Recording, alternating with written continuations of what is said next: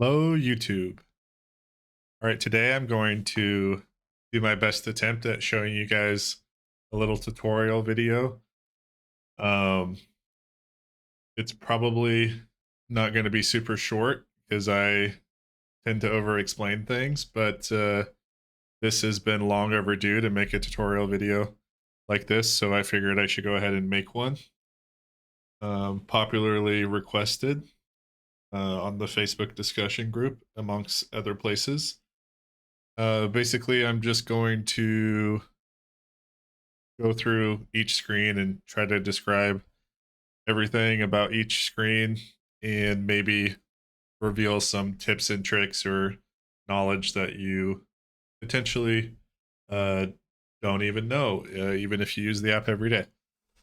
And for the newcomers watching this, um, I'll try to explain everything as if you've never seen it before.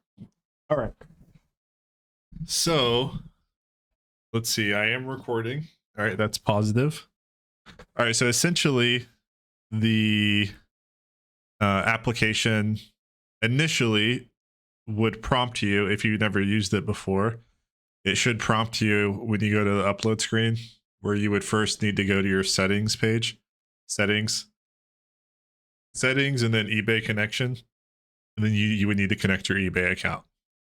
That's kind of the first step, and it should force you there if you've not connected it previously. All right, so this is the upload screen. A few things to know about the upload screen. So if you have decent internet connection, even okay, so looking at these settings, even if you don't necessarily have fiber, you could technically just try to start with a fast speed like fiber and see if your pictures upload without any failure. And if they do, then leave it on that setting. You know, if you're uploading pictures and you're getting failures, then you should, choose a slower speed. And, you probably want to choose the fastest speed that doesn't have any failures. So, I would recommend starting at the highest, and then if you have issues, go down from there. And this setting should change, should save your configuration. So whatever you set it on, today it will, it'll stay configured to that next time you come to the screen. All right, so I guess actually while I'm talking, I'm just gonna go ahead and start uploading photos. Okay, I'm just gonna throw some in here. So basically you just can drag and drop your photos in here, or you can click on this box and find photos, put them there. Yeah, and then you'll just hit start, and then they will start uploading. Okay, so in regards to what this box does here, this checkbox include orientation metadata. So I would say like probably 95% of people never need to check this box, but this box is extremely useful for certain individuals that can benefit from it. From my experience, from my experience personally, while taking photos on a particular Android device, this Android operating system does something with the photos where it rotates them all negative 90 degrees or 270 degrees positive, and puts the metadata basically in the photo. Like, for example, the iPhone takes all the photos straight up and down, but the Android will take them negative 90 degrees, and the metadata will say rotate it 90 degrees. So basically what will happen if you check this box, I guess probably you only would want to check this box if you're noticing all your images are all uploading at negative 90 degrees. You could try checking this box, and then what would happen is it will rotate all your images for you and then strip that metadata out of the images, so it doesn't end up rotating again potentially when you publish it to eBay. But like I said, most users won't need to click this box. In general, when you don't click this box, there's still things happening with the metadata. I'm stripping the metadata out of the photos. I know most people listening to this probably don't know what metadata, what I'm even saying, but in general, um, what is happening here on this process is, let's say you're taking photos with your iPhone or camera or whatever, and maybe in the past you've experienced issues where the photos are like orienting themselves incorrectly when you try to make your listings on eBay.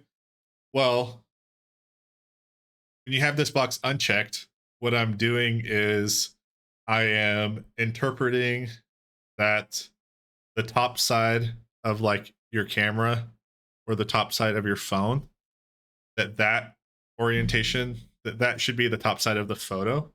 So essentially I'm ignoring all of the data in the photo that would tell like eBay or wherever you're putting the photo to rotate the photo. Because I don't know if you've had issues with this, but um maybe where when you're taking photos of an item, where maybe sometimes you tilt the camera or tilt the phone in order to get the photo of something at a certain angle. It happened to us frequently while taking pictures of like this Hue bag on the table or something.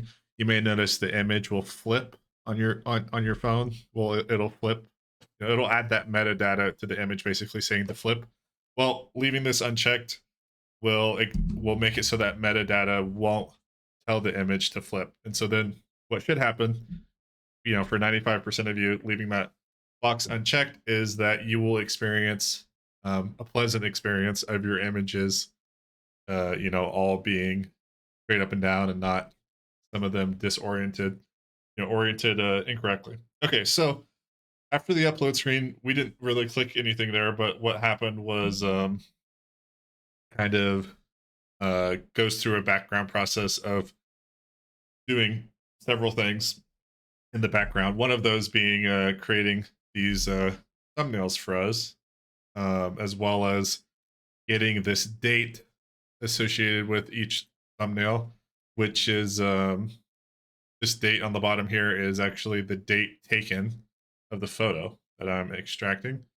And so, for example, most of you will benefit from the default setting when you come to this page is it's going to be have everything sorted by file name. Most of you will benefit from sorting by file name, but in some cases you may want to sort by date taken instead. I know there are at least a few use cases that do happen sometimes where you would benefit from sorting by date taken. And you would just click that to sort by date taken. And so, like, for example, I grabbed a bunch of I grabbed a hodgepodge of photos, but you can see when I chose date taken, it's no longer the same order. But that's, you can kind of see what probably happened is our camera went to 9,999 and then probably rolled back over to 1. Okay, so yeah, so that's what's happening there. Normally date taken and file name it's going to be the same order, but you can have instances like this where it rolls over and you want to sort by date taken instead. So that's how you would do that. And okay, yeah, so essentially the process would be that you would, for example, put your SKU in. So, a lot of people will put the last photo of their item will have like a picture of the SKU bag. So, if I was doing this item, I would type in the 1902. Since the system detects duplicates and this item was probably listed already on my account, I'm just going to put the word test in front of it. But in terms of creating this SKU value, it's essentially the only rule you need to abide by is, sorry, I've slept a few times since then. Okay, so yeah, at some point we had different protocols, but now I'm pretty sure we're accepting just any values here. Yeah, because we were able to use one of eBay's APIs that doesn't not as critical on the SKU value now. So anyways, but so yeah, you can use any characters or symbols here. Actually, there still might be a couple that are prevented. I can't remember now off the top of my head which ones aren't allowed here, but most characters, if it's a bad SKU number, it'll tell you. Anyways, and so you can, the first part of the SKU, you can make it whatever you want, and then the only requirement on this page is that the SKU has to end at least in 1 digit, and that's like to add some sort of uniqueness and also make a value that I can increment for you, so it's much easier to assign your SKUs. Also, I think another thing that well, let me just go ahead and assign one. So this is how you would assign one. Say you're on the Windows machine, you would just click your first image, hold shift, and then click your last image, and then clicking this blue assign SKU button would assign all of these photos to this SKU value. So you would just click assign. Okay, so as you see, it incremented to 03. You can see this next bag is 1903. So you would just do that.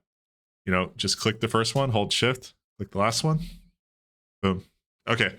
So another thing about this screen that I don't think people realize or don't notice that it's here is that, you know, you should, if any of your photos need rotated or reordered, you should, I would highly recommend doing it on this screen. It's much more efficient than doing it later in the process.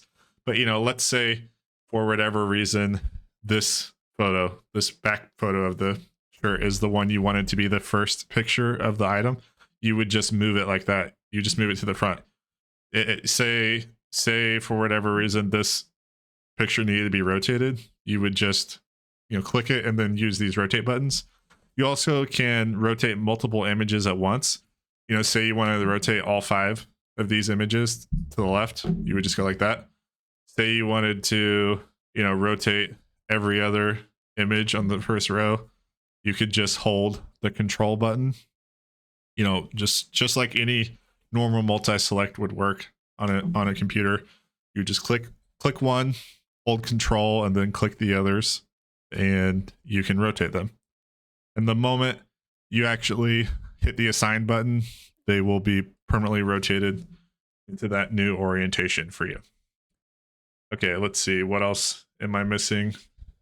So, I mean, let's say, for example, if somehow you end up on this screen, I kind of mentioned a scenario earlier where, you know, sometimes people can have all their photos end up like rotated all in the same direction. If that's the case, you could just hit select all. You could select every photo on the whole screen and then rotate all of them to the left, you know, or all of them to the right. So, and then that would be, you know, they'd be good to go. Okay, so yeah, essentially that's how that works. Also, something I forgot to mention about the previous screen on the upload screen. This is like while they're uploading, that's the only screen that you can't leave. Like you can't close that screen while they're uploading or else they'll stop uploading. You can open other tabs, you know, and be working other places in the application, you know, or minimize the screen. But while the photos are uploading, you need to at least have this tab still open somewhere while those photos are uploading. Like the rest of the application, you can leave screens like in most cases, and they're all background processes, but I'll get into that once we get there. But on this screen, obviously, yeah, you can leave this screen and come back. All these pictures are still just going to be here unassigned. There's like 1,500 photos here right now, so it takes a second to load. But yeah, you can essentially, yeah, like I said, the upload screen is the only screen that you can't leave in the middle of a process. Okay, these pictures would just remain here forever until you decide to assign them to a SKU. Okay, so that's kind of how that works. Checking, we're still recording. Yes, okay, looks good. Okay, so yeah, so this is, you would just continue assigning. Oh, wow. Was I assigning the wrong SKU the whole time? That's kind of interesting. That's, yeah, maybe I, maybe I was, or maybe I wasn't. It's also possible. Like I said, I grabbed some. Oh yeah, this is 11. Yeah, I don't know if I was assigning. We'll discover that on a later screen. But it probably just jumped because this is kind of rolled over from 9,099 to 11 now. So like I said, I just grabbed a bunch of random photos. Yeah. So anyways, so here, we would just continue assigning the photos. Click the first one, hold shift, click the last one. What I actually do when I'm assigning photos is, and maybe I need to rename this. Right now I have it named mobile mode to make sure people on mobile know to use it, but you can use it on desktop too. It actually makes it a lot quicker to assign your SKUs. But if you toggle this on, essentially it kind of makes it like a kind of like a little game where you're just clicking on the first photo, clicking on the last photo. It's you don't have to hold any keys, and you don't have to hit the assign SKU button. So it's a lot quicker. So especially if all your SKUs are in a row. You can see I kind of messed up there, but yeah, it looks like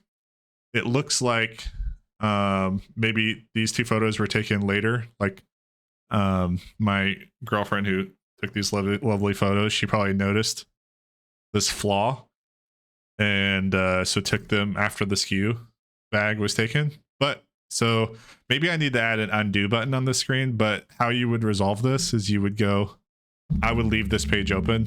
I would just right click on generate listings and open a new tab. I would go to this listing, click the checkbox, and then click unassign. And what that would do is, I guess it really didn't matter that we left this open because we have to refresh it. But now that we unassigned that, if we refresh the screen, it'll bring those photos back. So you see how these photos aren't assigned anymore. And also it freed up this SKU and made it so this SKU was still the first one available. So that's, you can see that it still matches. So, if I was doing this, I probably would just move that photo there, then continue assigning. Okay. Another thing maybe worth mentioning, you guys may notice that on our board, we write some things. It's not necessary. It's not absolutely necessary or anything, but well, several things I want to comment on this. But for example, sometimes certain clothing items, especially, it might be a little ambiguous what gender that the item is. If you want to have 100% reliability and consistency on knowing what gender the AI is going to choose for the item, you could consider doing what we do, which is just have a have a little card that has men's on one side and women's on the other, and then essentially you could just show it with this SKU bag if you think it might be ambiguous, if the item is men's or women's. So that's not a requirement, but it's optional. It's also worth noting, we personally have been using this for our eBay store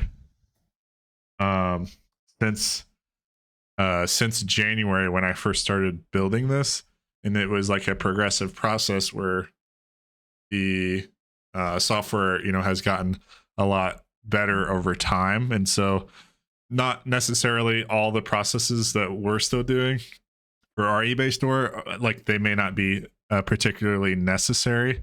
Like for example, if I click on this, like the software got way better at determining if things were vintage or what decade they're in, and also way better at gendering items. So it might be completely unnecessary.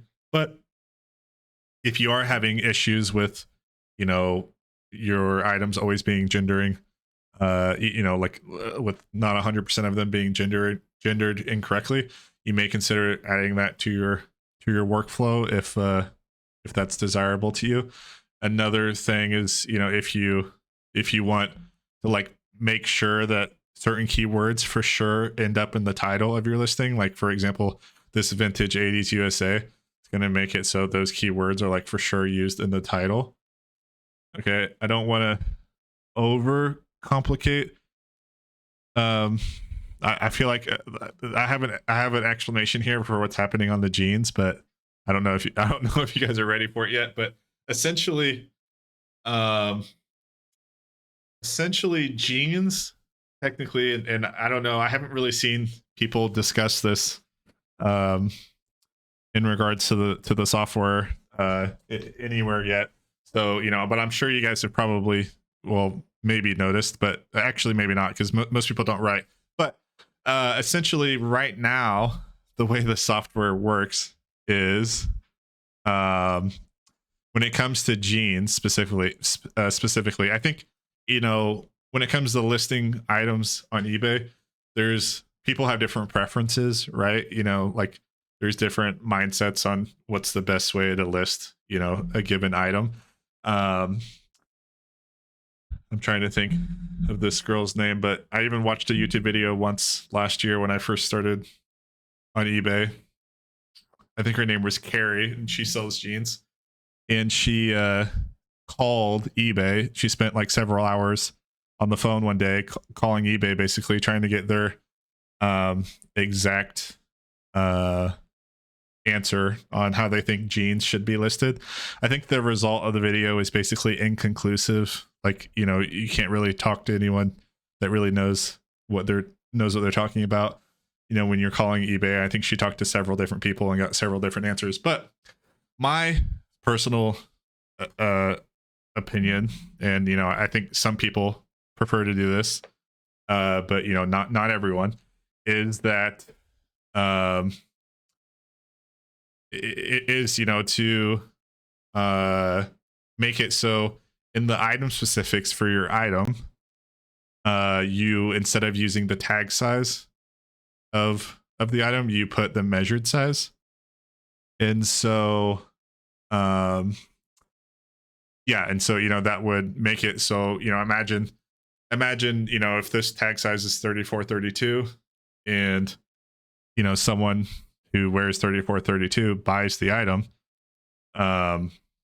it's obviously is not going to fit them if it's actually been shrunk and it measures at 3231. It's they're not going to be able to they're not going to be able to fit into them, and they're going to return them. And so I think that is a common strategy of putting in the size measurements into the item specifics, the measured size. I think I've also heard the YouTuber and reseller Yumbo also say that he does that. So maybe that's the most common strategy. I'm not sure, but I think it's a little more ambiguous on, okay, well then at what point, then what size do you put in the title? Okay, well we personally we put also the measured size in the title for men's jeans, and just like describe in the description what how the tag size and the measured size are different. And jeans are actually the largest seller of items in our store. I know this isn't like super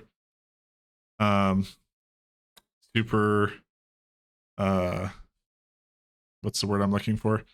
This isn't like I guess maybe it's worth discussing this because it is like the majority of the users using BetterLister. I think it's close to 80% of our total listings are in clothing. So maybe it is, I feel bad for the people listing toys and stuff that are stuck here listening to me talk about these jeans. So maybe just go forward in the video if you're still on the screen, if you don't list clothing. But essentially I'm bringing this up to tell you guys how it works right now, and then also maybe bring it up for discussion on how we could consider changing it in the future. But so right now, as you guys know, the AI isn't perfect. It isn't perfect at reading the measurements from the ruler, but it is getting better. Okay, so but with that in mind, it's not really reliable, in my opinion. Okay, so let me finish this thought. Okay, so essentially right now, many of you probably don't know this because most people don't write on a marker board or write on a piece of paper. Some people do, but most people don't. But if you do write on a marker board or a piece of paper and you do list jeans, you might notice that whatever you write for the measured size, the AI will use that for your item specifics as well as your title for jeans. And no other piece of clothing is treated like that in the program. That's the only article of clothing that the code works like that currently. And it's like I said, it's most people don't even know that, and they don't even experience that because they don't write on anything. But okay, I bring that up for discussion. Sorry, this is turning into, I guess, more than a tutorial video, but I bring that up for discussion because I think some people, okay, so let's imagine that the AI gets to the point where it does start accurately reading the rulers, accurately enough where you guys would want maybe the option, maybe we could make it a configurable setting somewhere, like in your settings page, where maybe you're choosing like certain categories where, let's say, and this was actually requested by a user, Mark, and I feel bad. I swear I was like 80% done with it, and then I never finished it and didn't get back to him. But there was a user who requested essentially the ability to have his t-shirts, like his band tees, listed by their measured size, because certain clothing, obviously t-shirts are very prone to be shrunk. And so, if it says large, but it measures as an extra small, then, obviously you don't want to list it as a large because you're just going to get it returned. And so that would be another example of like clothing where people, especially, people that are really experienced listing that category know, through their experience that it's better off listing it as the measured size. And so anyways, I just bringing this up for discussion to say that maybe I'll create the ability for you guys to customize your preference on if you want the software to result in idling. Maybe it would have to be two different settings, but essentially, do you want to use the measured size in the title? Do you want to use the measured size in the item specifics? And then you guys could just toggle it off and on based on your preference, maybe in your settings screens. And then at that point, it would, obviously, if the measured size isn't written down anywhere, it's going to be reading it from the ruler. And so then you guys would be able to gauge on if those results are beneficial and useful or not, and so like if you had it turned on, for example, and this, was saying it's 32, waist and 31 inseam, then that would be desirable, and you probably would, want to leave it on based on your preferences. But if it was an inch or an inch and a half off, you may not want to leave that on. But anyways, that's something that I think would be nice to add, and then you guys could have that custom. You guys could customize your preferences there based on what results you guys feel like you get with that setting on or off. Like I said, that setting doesn't exist yet, but it's in the works. But yeah, I think people would benefit from that because, like I said, everyone has their own preferences on listing items, and that could be something that saves you a lot of time. If you prefer to use the measured size and you're having to go in and change all your listings right now. Okay, so anyways, that was a lot longer side tangent than I expected, but my apologies. Also, yeah, this is not necessary. You do not ever have to write shrinkage due to age or anything like that. That's a little overkill. Okay, anyway, so let's just go back to assigning some things.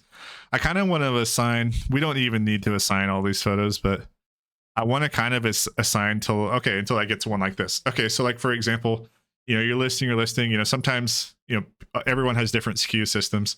We like say you come across, an item like this, where you just have an item on a coat rack, or maybe in a bin, bin one or something. This is a common confusion point that people have, typically, when they first start listing, is like, they're like, okay, well, I just want to say coat rack. Okay, well, like, yeah,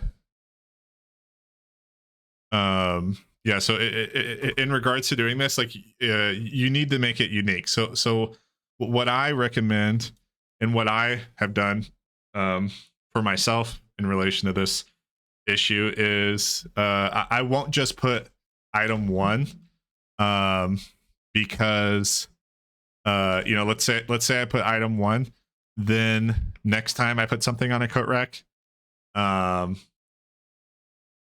I don't know where to start. Like, I'd have to go look, like, what's the highest coat rack SKU number that I used previously. Like, did I stop at 9 and now today I start at 10? So what I do to make it easier for me is, like, when we do, say we're doing coat rack items, or something on a shoe shelf or something for a given day, like, all those photos will be in a row. So anyways, I'll just add like today's date in the middle. Oops, I accidentally hit the enter button. That was unfortunate. An assign. But I'll just add today's date like in the middle of the SKU, like this. And then I'll just say item 1. And then, if you had a bunch of coat rack items, you could just go like that, and then, keep going with your coat rack items.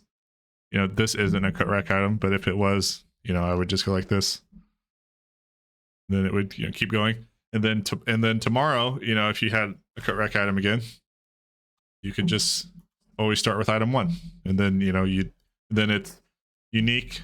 It's unique. The SKU is unique. Everything's unique on eBay. And hey, you even have the added benefit of knowing when you listed it. The point of choosing the date is, because the date is something that will always be unique to this day. So you won't have to worry about having duplicate SKUs, in the future. Okay. Yeah, that's kind of how that works. If I, went back to assigning SKUs here, and like I said, we don't need to do all these, but maybe I'll keep going a little bit for now. But yeah, you can double click on here and you can see, you're a larger view of the SKU. I don't think, I've recently made updates. I think it's really good at determining genders of shoes. So, I don't think, I think it's even less necessary to like give it extra help on the shoes. Basically, especially if, as long as there's a US and a UK size, like it's going to like for sure be able to confirm the gender. So that's, save yourself some effort, and you don't need to, it's not necessary that you help it with the gender on the shoes. I think clothes can just be a little more ambiguous, at times. The AI can't won't always necessarily be like, oh, this shirt is like small, like, or like the measurements, like the size says large, but the measurements, are quite small, so it's a women's large. Like, there's a lot of clothing that can look, there's a lot of unisex type clothing that it's not always gonna for sure know the gender, that you want it to be assigned at. If you put 100 people in a room, with certain clothing, certain articles of clothing, and then ask the 100 people to say, if it was if it should be listed men's or women's, you're going to get different answers. So like the same thing with the AI when it's looking at the photos. I mean, don't get me wrong, maybe I'm over, harping on this point, but it is going to get the gender right a large amount of the time. I would imagine it's going to get the gender right probably somewhere between 95 and 99%. But if you don't want to have to worry, on the later screen, and if it's getting the gender right, you could just provide it with that extra context in one of your photos, and then sleep easy at night knowing that essentially you don't have to be worried about checking for gender when you're reviewing listings before you publish them, because it's absolutely going to use the gender if you provide it in one of the photos, because I'm telling it to. So yeah, that last one might have been a great example. But some of these Western shirts, it's not super obvious if it's men's or women's. Like I think this is one. These are kind of a good example of how if you didn't put women's on here, then it's maybe not necessarily going to know that that's women's 100% of the time. So that actually maybe is a good example. Okay, all right, I've probably explained this screen plenty. Let's see, am I forgetting anything? Yeah, don't forget that you can rotate your images if you need to. Delete images if you need to. And yeah, let's see, how many did we have now on the generate screen? I probably should add a count to the top. Oh wait, what's happening? I went to a different tab. Okay, we have 36. Okay, let me do a few more. So basically, I never changed this SKU. Wasn't paying attention. Normally our SKUs are, they're more in a row, but okay. So anyways, let me assign a few more. Oh, this will be an interesting one to see. It looks like a little lot here. Okay, so you can see here we wrote women's lot of 2. On this one, just for fun, I'm gonna not use that board and just see. Like I said, I think we kind of go overkill sometimes with giving it extra information. But on that particular one, I'm just going to delete that extra information, and then we'll see if it generates saying it's a lot of 2. I think that it will, but it'll be a good test. Okay, we have 44. That's fine. Okay, so I kind of skipped that step, but yeah, essentially you come to this screen. The next screen is the generate listing screen. So you would just say you wanted to generate all the items on this screen, you would just hit this box to select all, and then you would click generate. And then here it's going to show you how many tokens it's going to cost to generate. It's 1 listing token per listing generation. And yeah, that's what happens there. Also, yeah, if this is actually, no, never mind, that's a different screen. Okay, so yeah, that's kind of what happens there. Okay, this screen can be a bit buggy sometimes. There's something called polling happening where, yeah, every 15 seconds it's trying to look to see if the listing has been updated, but sometimes this screen can kind of bug out. Oh yeah, I will say, this is a screen that you don't have to stay on this screen. Like these are all, you can go anywhere else in the program. These listings are all just background processes that are going.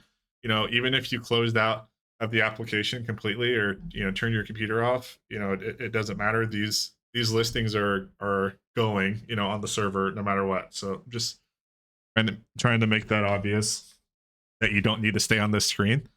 Okay, so yeah, also so why that might be useful, for example, is let's say as your listings start to finish, like you don't need to stay on the screen. You could just go to the publish screen and start interacting with your listings that have already finished. So don't feel like you need to wait on them. Another thing, yeah, in regards to this screen kind of being buggy still sometimes, is like yeah, like your listings here, sometimes this screen will kind of like stop updating, and you'll think your items are all still in progress, and they're not actually. Anyways, basically, if you're ever on the screen and you're wondering like, oh, why are my items not done yet, and it's been 2 minutes, or even if it's been 2 seconds, I mean, if you're just wondering the actual for sure state of your item, just refresh the screen. You can click this button, refresh the screen, or hit F5 if you're on Windows machine. I think it's Command R or something on Mac. But and also when you refresh, it'll bring in the titles of the listing, in its current progress, and and some of the other information. But yeah, so you can see these listings are all in progress. I would and yeah, this refresh button also will kind of trigger a refresh, so you can see I clicked that and listings came in. Anyways, like I said, you don't need to stay on the screen. So now if I click on the publish screen, you can see these are the 3 listings that have finished already. The other ones are still going. We can start looking at these, and then if I refresh this page, you can see more are falling into this page as they finish. Okay, so, and I think we can basically move on from the screen. I think I explained everything. Oh no, I didn't. Okay, on this screen, a useful thing on the generate screen is this token history. So for example, this is where you would go to see like how your tokens are being spent. I think it shows your most recent 20 transactions. And yeah, so like for example, you can see we just spent 44 tokens. Occasionally you may have a listing fail to generate, meaning here on the generate listing screen, the generation status will turn red and say failed. And anytime that happens, you should have a green row that says that you were refunded a token for that listing generation failure.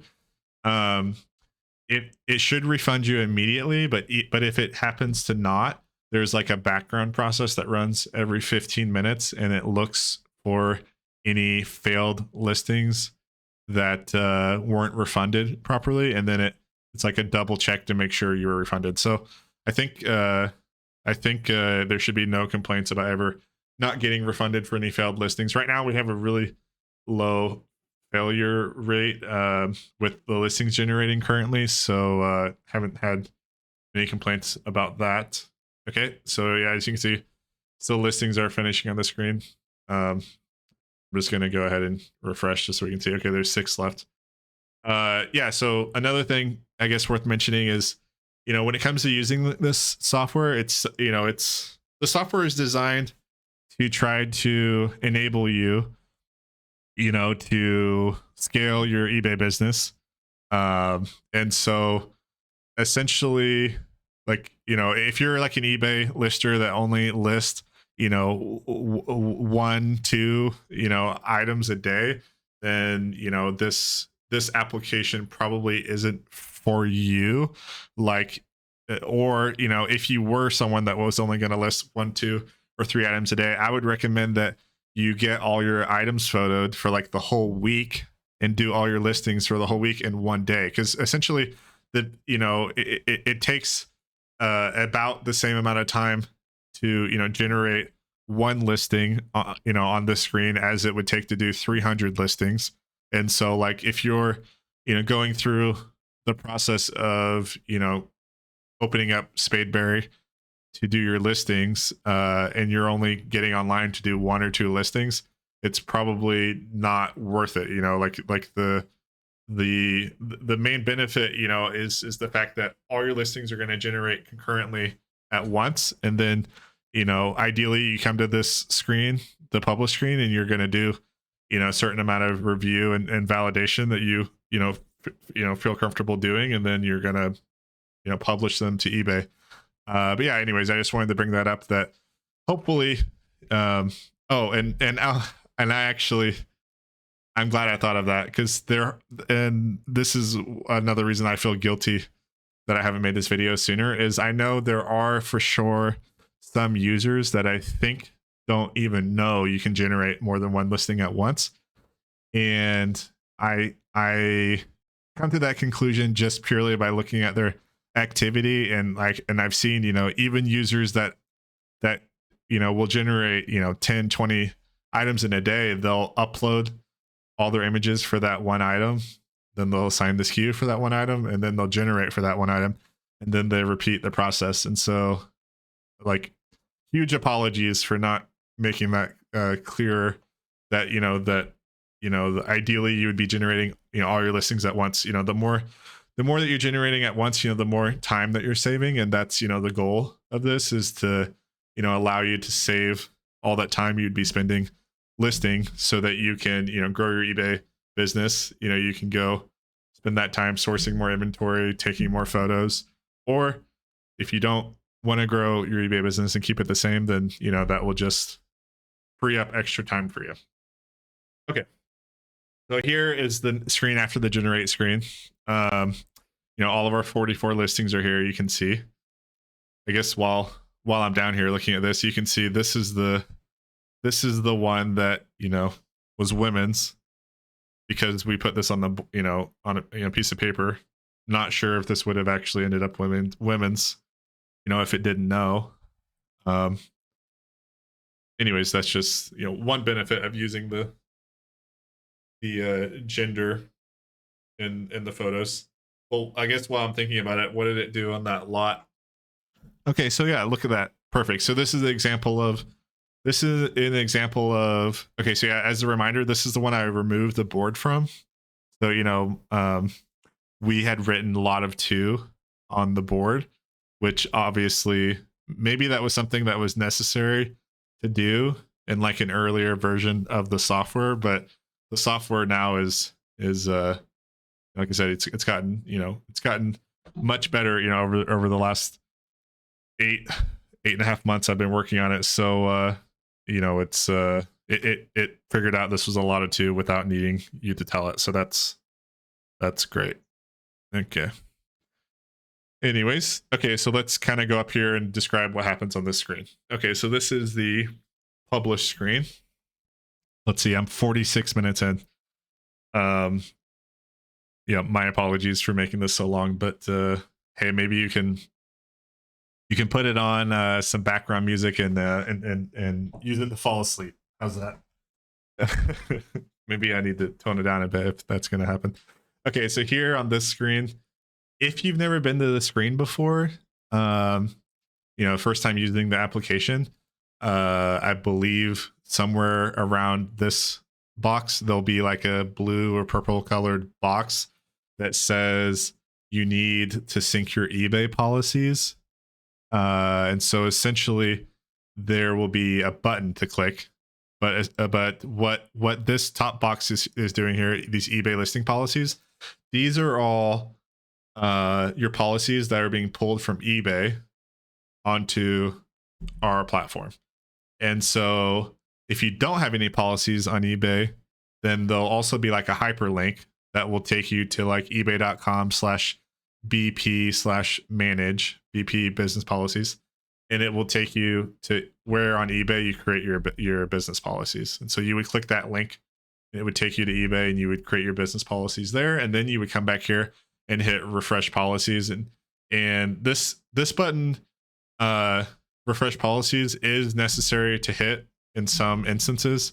So essentially once your policies get pulled in, once your policies get pulled in to Spadeberry, they're kind of like catched in our system for like 14 days, and we're not going to try to get them from eBay again unless you tell us to, until the 14 days pass. So let's say, for example, if you already have policies on eBay, for example, but you say you went over there and made a new shipping policy that you need to use, after you go and make it, you need to come back here and hit refresh policies, or it's not going to be added to the drop down until several days from now. So that's one use case of when you need to click this button. Also, there's some users that use multiple eBay accounts for the same Spadeberry account, and that's totally allowed. It seems to work for those users. But when you are using your one Spadeberry account for multiple eBay accounts, once you change which account you're connected to, you would want to come back here and click refresh, because that will get rid of the policies from your old account and update the policies with the ones you're currently connected to from your currently connected eBay account.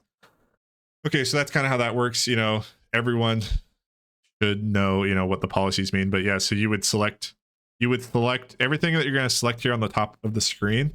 It's going to kind of save. It's going to save the moment you select it, where if you leave the screen and come back, it'll still be selected on this. And then also everything you're selecting up here in these policies and configurations, they're going to be used with the items you're about to publish. So like, for example, it's probably common that you're choosing a payment and return policy and postal code, and then like probably never really changing those again. And you're probably only changing your shipping policy, like for your various different, for shipping different things. Okay. And one last thing is if you don't have any options here for this postal code dropdown, then you also need to, everyone should have something, because I try to make something by default when you make an account.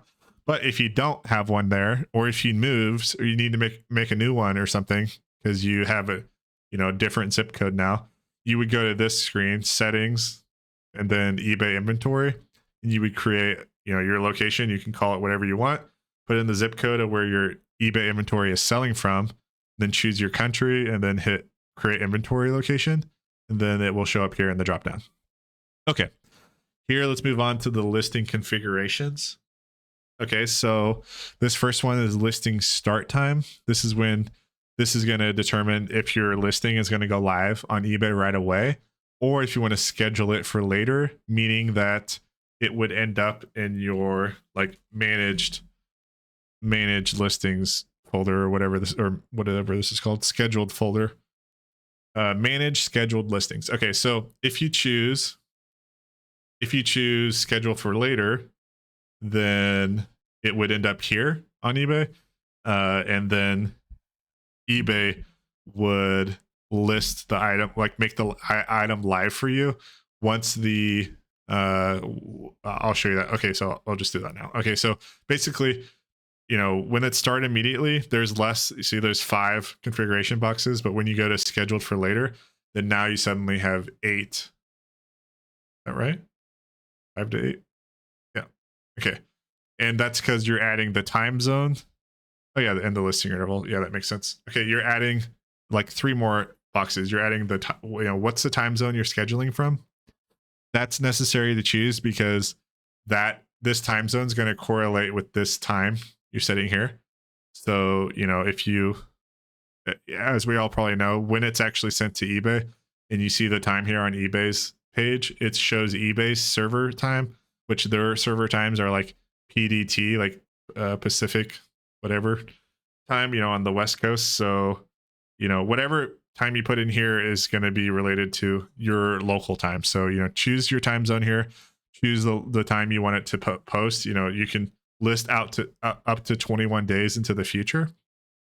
And then also the listing interval is like, let's say you're going to list 10 items, for example, and you want them all listed, incrementally over the next hour. So, if you did that, you could choose like 6-minute time interval. And what that would do with your 10 items is, it would list one, let's say at midnight, and then, 12:06, 12:12, 12:18, 12:24, 12:30, do it all the way, until all 10 items are listed, 6 minutes out, incrementing between each one. So you could do things like that. You can, you could put 120 minutes in here, and you could list your items 2 hours apart. And so, yeah, so that's how that would work. Maybe this box should be a little closer, to this, but that's okay. Okay, so then that's kind of how that works. And then allow offers. That's pretty self-explanatory if you want best offers on your item. Okay, background removal. Not a ton of users are using this. Honestly, I feel guilty for not adding this back yet, but the day that we released the software, you actually also had an option of not just removing the background from the first photo, but also removing it from all the photos. And I had to quickly remove that the day one of release because there was a huge like memory issue I ran into where that was taking up a lot of memory and it was breaking things. And so I just quickly removed that ability from removing the background from all the photos, so that the system would not break. And I have never added it back, but I probably could add it back, with a few hours of effort. So I should probably do that at some point. Let me know if there's any desire for that. Me personally, we do remove the first photo of our images just because we think it makes the eBay listing look a bit nicer. I know a lot of people have different opinions, on their preference for listings. Um, I've heard, arguments that, people like not removing the backgrounds because it makes it look realistic. That's totally up to you if you don't want to remove the background. But, this is how you would do it if you wanted to remove the background. And this is the only thing selecting this dropdown is the only way that publishing would cost any tokens. And in order to remove the background, because it cost us to remove the background from the company. So how we actually remove the backgrounds is from the company photo room. And so, they charge us to remove the backgrounds.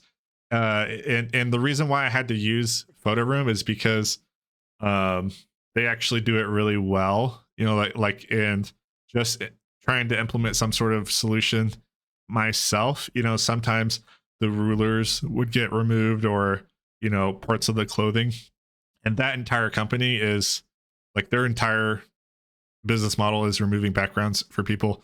And so anyway, so that was the only way I could properly put it into this solution, is to use their API to remove those backgrounds.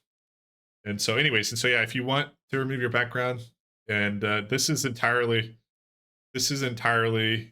just for your guys's benefit, the reason why the ability to remove your background is in here. There's zero profit in it in terms of offering this as a solution. This is just to try to enable you guys who want to remove your backgrounds.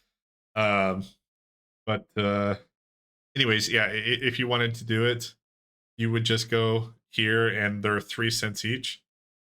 And yeah, so if that's worth it to you, then go for that. And like I said, at some point I'll probably add it back to remove all the backgrounds if you wanted, though I don't think it's super popular to remove all your backgrounds, but some people may prefer to do that. I'm not really sure people who do that, how if they're doing it through a paid service, and I mean, they can't be getting it at a cheaper rate than that, but I don't know. Surely if someone's removing all their backgrounds, they're probably not paying some service to do it. So I don't really know the answer to that, because I haven't really talked to people who remove all their backgrounds. But I have seen people try to upload images into our software where all their backgrounds are already removed. So I'm not really sure what software people are using for that. But yeah, let me know in the comments if you happen to be one of those people that do remove all the backgrounds for your photos. What software do you guys use? Does it work well? And is it free? Maybe you could post it in the Facebook group or something, for other people that are looking for those solutions. Okay, so here at listing templates. Okay, so most of these two things I just covered in a different tutorial, because these are new functions.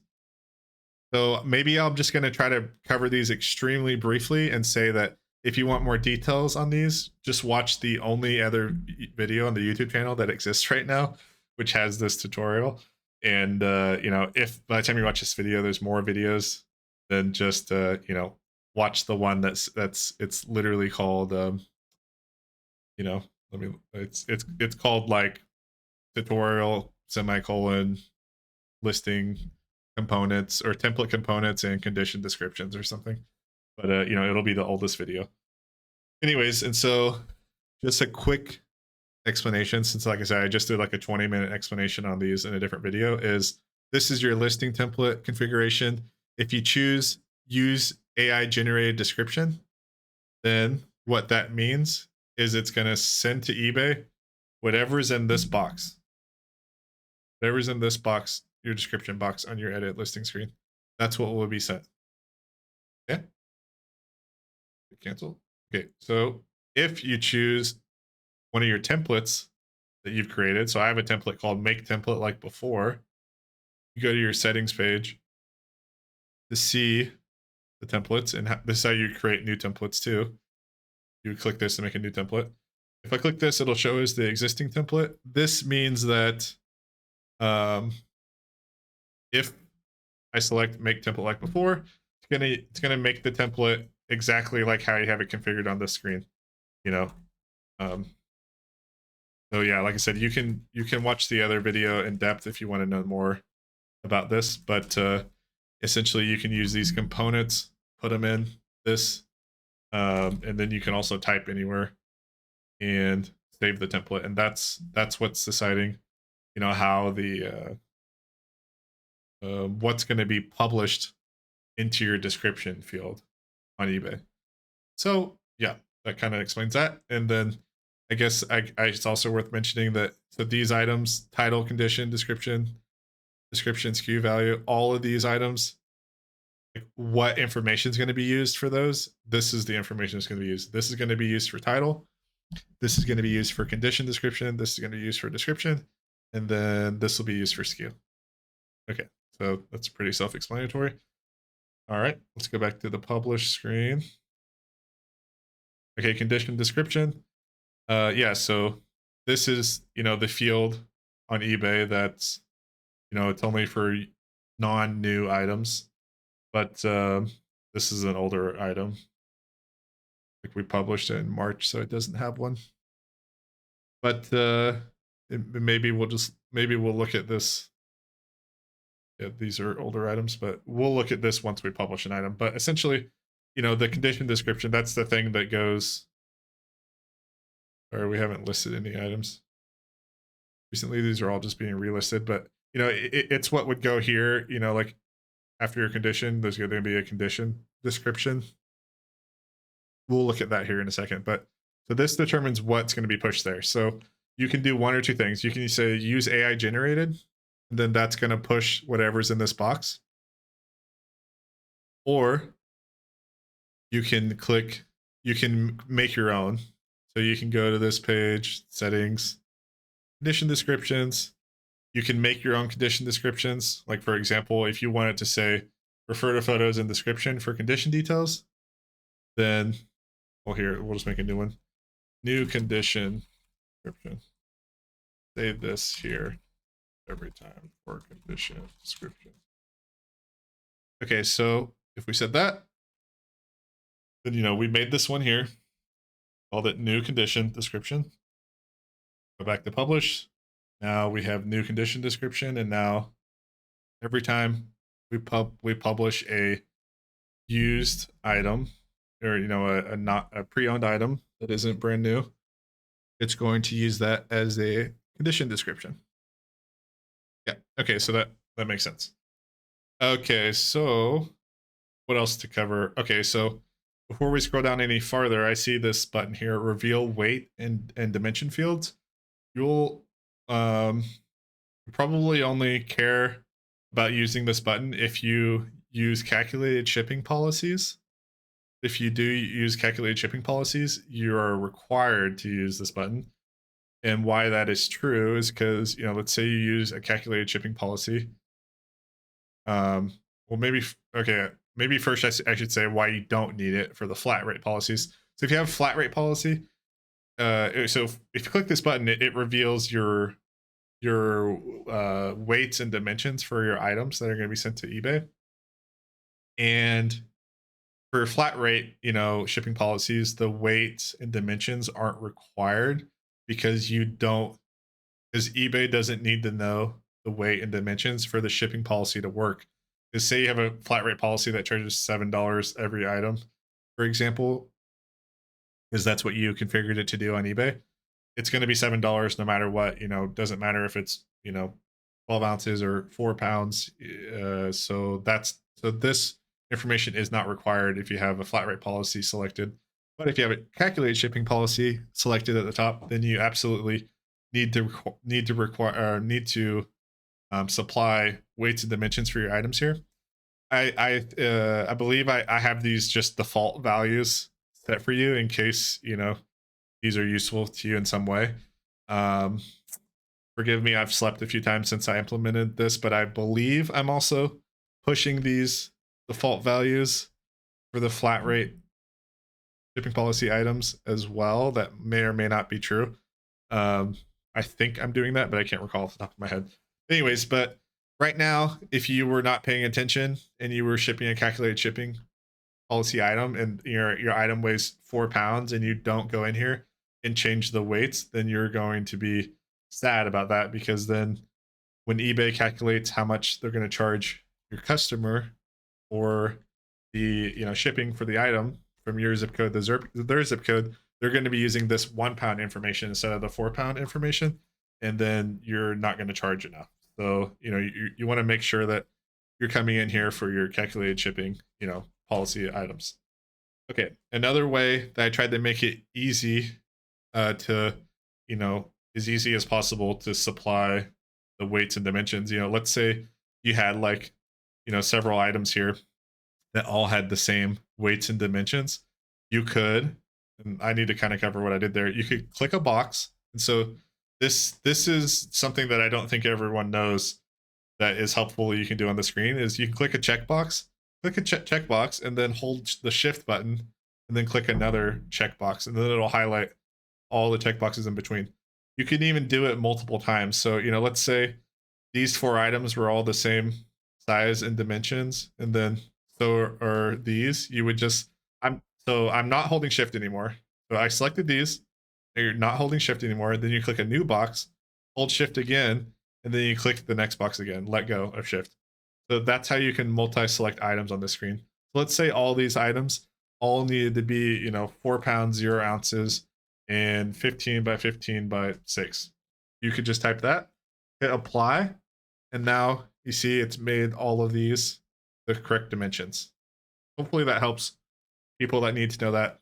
In terms of the multi-select functionality, that can be useful for other reasons as well. Obviously the other use case for selecting items on this page is for actually publishing. So if there's items that you want to publish on the screen, you don't want to publish all of them, you don't want to have to click them one at a time, and there's natural groupings of ones you want to select, you can use that multi-select functionality like that. So it's kind of useful. Okay, I'm going to hit hide dimensions, make that go away. Also going to change this back to a flat rate policy. Okay, let's see, we're still recording. Yes, we're at 1 hour and 7 minutes. All right, my apologies for the length of this, but I think we're almost done. All right, so let's see, we kind of moved our way down the page here. Also, you can sort by SKU on this screen. So if that's useful to you, you can do that. You can sort by title. You can sort by category path. Like category path, might be one example of, say you sort by category path, and then like, all of these are like all your boots, and those are heavy. These is like all your items that were in the boots category. That kind of will make it easy for you to, if you even if you didn't have a calculated shipping policy, but say you have like a different flat rate policy for boots or something, then you could easily select them like that, by sorting for your category path. So that kind of helps. I'm just thinking out loud here, but maybe it would be useful to have some sort of search, some sort of filter or something where maybe you could type in the word boots and it just kind of only shows you all the listings with the word boots in the title or something. And then you could also kind of fire off the listings in a more organized way like that. So that's just a thought I just had on the fly. But also, I think, I could be wrong, but I think this I think this is actually not even functional currently, and I just completely forgot about it till just now. Yeah, so just ignore this filter categories. I don't think it's working. My apologies for that. Okay, so here we are on the screen. We pretty much covered everything above this line. Say you want to delete listings on the screen. There's a delete button. If you go to delete, it's going to warn you that you're deleting. It's going to say, are you sure you want to delete? Like, you're going to delete this stuff permanently. Are you sure? so at this point, you've already paid for the item to be generated on the generate screen. So, um, like you're not going to get those credits back that you paid to generate them if you delete them on the screen. So just the warning that sometimes there may be real instances that you want to delete things on the screen because you're like cleaning things up, from some listing you didn't end up using for whatever reason. But yeah, just covering all the functionality here. Okay, before we go to the publish button, I guess we should cover what actually is shown on the screen, and then we'll go into the edit listing button. Okay, so that sounds like a good plan. Sorry, I just figured I'd start from top to bottom. Okay, so what the screen actually is it's the screen where it's showing you all the data that was generated, right? So, as we can see, I'm trying to show like as much data as I can, and forgive me, my monitor's kind of big. I probably could have zoomed in maybe a little more to try to replicate what you guys are going to see on most monitors. But essentially, yeah, and you guys probably already all know this, but what I'm doing there is, you can zoom in and out of your monitor, based on your preference. But if I stayed at 100% zoom, which is the default, this is how small everything would look. But that's because my resolution on my monitor is very large. But if you want to zoom in, there's various ways to zoom in, but you could hold control and hit plus key and hit minus key to zoom out. Or you can hold control and use the mouse wheel on your mouse, zoom in and out. The columns kind of try to auto adjust based on, how zoomed in you are. All right, so I'll kind of zoom in there because that's kind of decent. We can kind of see a bit better on the screen. All right, so here you can see, this will show your SKU. If you want to look at your photos at a higher resolution, you can click on click on the photo here, and then it'll pull them up. You can kind of look through and be like, okay, this is Ralph Lauren 3X, and it ended up as a Ralph Lauren 3X, and you can see it was placed in the women's coats and vest category. And this is the title it came up with: Ralph Lauren coat, women's 3X, and then the color green, and then a bunch of keywords: quilted, barn. Not the greatest at saying all words, but I'll give this one a try. Esquitarian. I know I've heard that word a million times, but not sure if I've actually tried pronouncing it before. Snap front. All right, let's see. Keen utility work. Shoes, men's, size 12. Double E, wide brown, soft toe. EH, American built. No idea what EH is in terms of the keyword for this item, but I assume it's something, or else it likely wouldn't be there. All right, so oh yeah, you can see, so 12 double E, you see it's there on the tag, and it's here, and it was 11 UK. That's also here in the item specifics. But yeah, so essentially, yeah, this page, yeah, we were going kind of left to right. You can see this is the category that things are put into. Here's the item specifics. You can see the item specifics like at a glance on this page, or if you want to see them like in more detail and be able to alter them, then you would go to the edit screen. I'm just kind of looking at some of these. This would be like the quickest way to kind of spot check, your items and not have to go to the edit screen for each one. Though, I think I'm not telling you guys not to go to the edit screen. I know a lot of people do that. And technically you can't see the description or the condition description generated from the screen. So that would be a reason why you would want to go to the edit screen. Anyways, so yeah, here you can see, yeah, brand.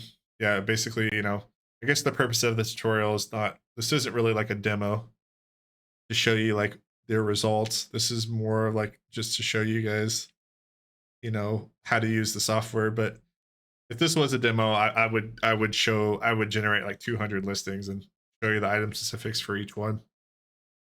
and kind of show you how it does for various categories.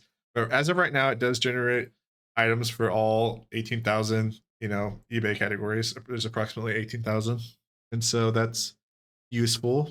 Um, I'm glad to see that like maybe a month ago, I was struggling to have it match this brand, cool, with the double, whatever, not a tilde or whatever emphasized character that's called. But I'm glad to see that's still working properly. I fixed that. But anyways, so so here item specifics, and then here's the condition that was selected for the item. Based on what category your item was put in, obviously the item specifics that need to be generated for the item are different and unique for every one of eBay's categories, as well as the condition is also different depending on the category. Granted, maybe most of the clothing category ones are the same, um, but like let's see, you can see like the shoe ones are different, and then like I think sports memorabilia also different. But so if you list mostly clothes, then you probably don't go far outside of clothing and sports memorabilia and shoes is also under clothing. But yeah, in general, yeah, all these condition drop downs, they're going to update for you based on what category the item was placed in, and the AI is going to do its best job at selecting the appropriate condition for you. So yeah, all right. So let's say we wanted to click into like an item. This is kind of like a closer experience to what it would be, listing the item on eBay or something. But if we click in on the item, you can kind of see everything generated about the item. If for whatever reason you saw there was a mistake here in the photos, you could reorder the photos here, rotate the photos here, and you can also delete photos here. But something that often users forget to do when they do this, and so I figured I'd point out here, is when you make any photo changes, make sure to hit the save button, or else it's not going to save. This kind of the grayness is just kind of to show you that you have it like pending to be deleted. But if you don't click save, it's not going to delete. And I think because many of these fields, they save like the moment that you leave the field. You can see with this green check. Okay, so maybe the green checkbox doesn't come up on all the fields, but many of these fields are actually saving the moment you leave the field. And so I think maybe that lulls people to sleep a little bit, thinking everything on this page saves. But for sure, if you make changes on this page, it's safe to just hit the save changes button. For sure, the item specifics, the UPC, the photos, they're not going to save unless you hit save changes. So just go ahead and do that. Anyways, and so I'm going to hit refresh the page because I don't want those photos to be removed. Okay, so here we're on the screen. What are we looking at? Okay, so if you have more than one quantity of this item, you would change it here on the screen. Technically you can change your SKU and price on the screen, although you can also change it from the previous published screen, which I didn't really mention that. But yeah, all the fields on the screen are editable, so of course you can make those changes here, and they also change the moment that you leave the field. So you kind of see the green checkbox there, kind of gives you that satisfaction, letting you know that it's saved and updated. Okay, so yeah, here you can kind of, I guess let's just focus on the stuff that isn't on the publish screen already. So here, the condition description, this is where you would see this is what was generated to describe the condition of the item. Gently worn, no visible flaws, clean lining and trim. All snaps and the chest zipper function properly. No stains, holes, or tears observed. And so, yeah, that's just the AI communicating the condition of the item. And then that in tandem with the photos, it came up with the fact that this was pre-owned excellent, which I think we all agree that that's seems to be a pre-owned excellent item, so that's good. And then here's the condition, sorry, the description that was generated. And we covered earlier when this would be used. Yeah, this is everything that was generated from the AI, just a bunch of details about the item that would be included in ways we mentioned previously in this tutorial. Okay, this is where you would change the item condition here. And then here are all the item specifics. So I'll just quickly kind of cover how this works. So basically for every item that you're listing on eBay, there's 3 sets of types of item specifics that will exist on this page for every category of item. And that is required item specifics. So if you ever have an item that like it will fail to list if any of these required item specifics aren't populated, and then it would tell you an error on the publish screen if that were the case. But let's say if this didn't have a value for brand, then it would say 7 out of 8, and then on the publish screen, if you tried to publish it, it would have an error and say brand item specific is missing. Okay, and that only happens for required item specific. So anything that's required, you need to definitely have a value, or you can't publish it to eBay. The recommended ones are optional for the publish to succeed. It can succeed whether the recommended ones are populated or not. But with the recommended ones, basically, I make a best faith or best, attempt. I make a valiant attempt at populating the recommended item specifics, and then if they don't all populate, I don't fail the listing. I let it continue, because not all recommended ones are always necessary, but they're more likely to be necessary than not. So I, put a decent amount of effort into populating them.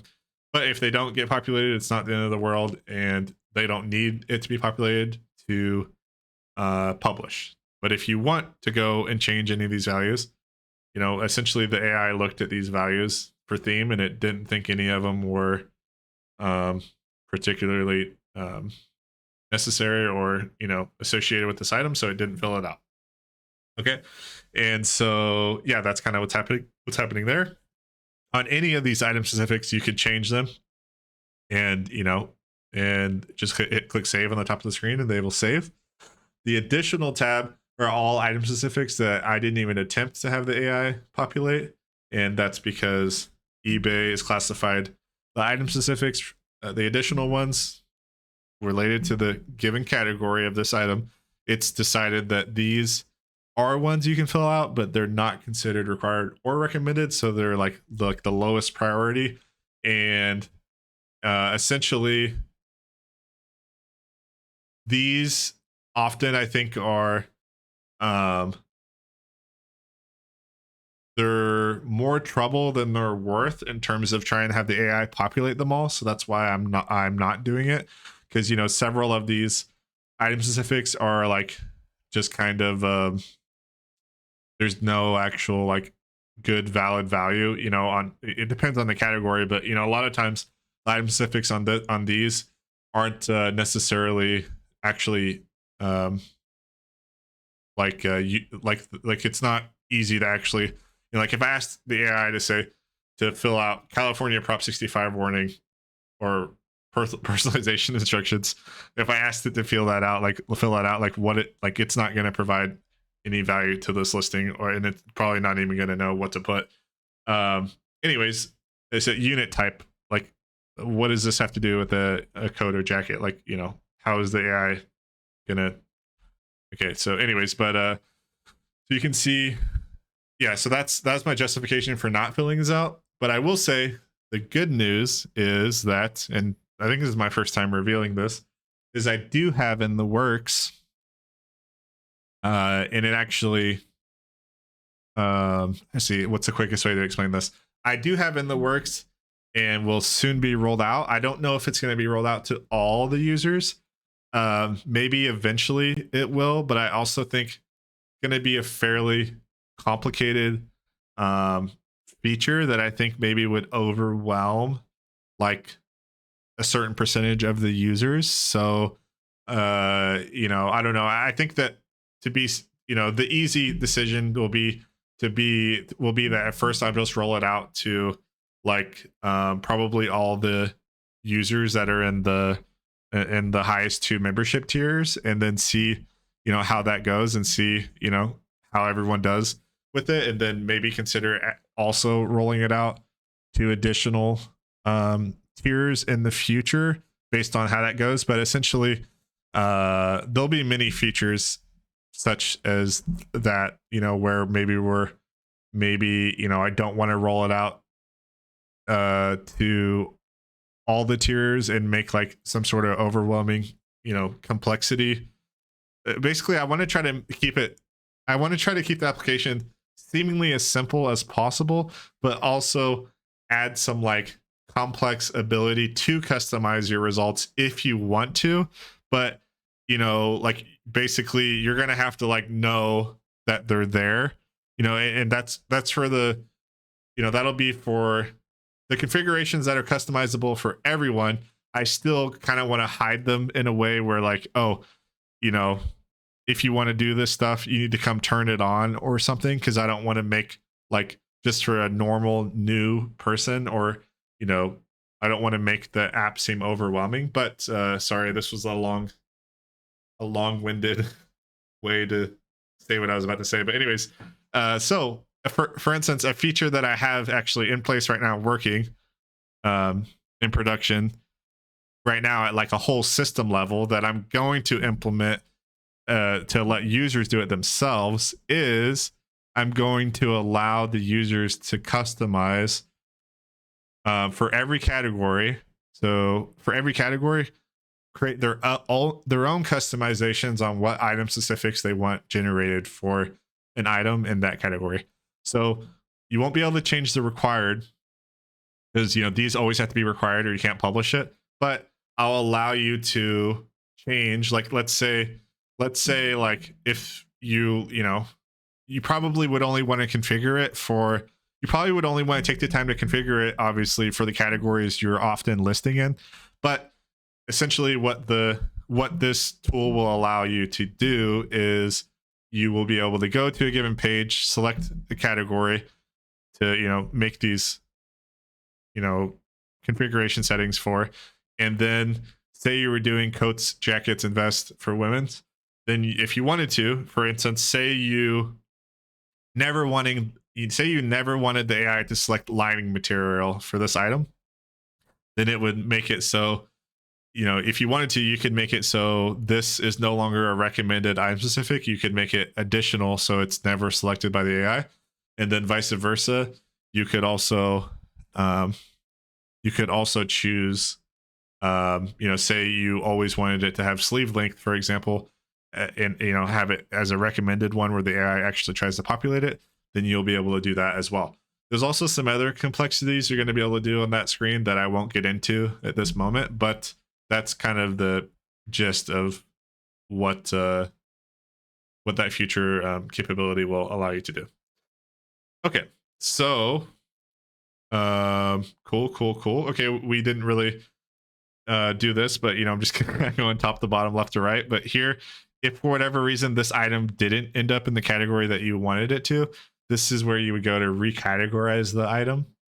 And so when you do recategorize the item, how it works is it tries its best to bring in all your existing values into the new item, but it's only going to successfully bring over values where the item specifics match, like the item specifics that you're changing the category to. Like, okay, so for example, if I change this women's vest, coats, jacket, vest, if I change this item to like toys or something, then these item specifics are going to change drastically, where maybe like brand would still be here, and then like nothing else here is going to be related to a toy. Like it's going to have the actual name, the names of the item specifics are going to change like very drastically. So if I were to change this to a toy, I think I can actually change it and then change it back, and they'll still remain.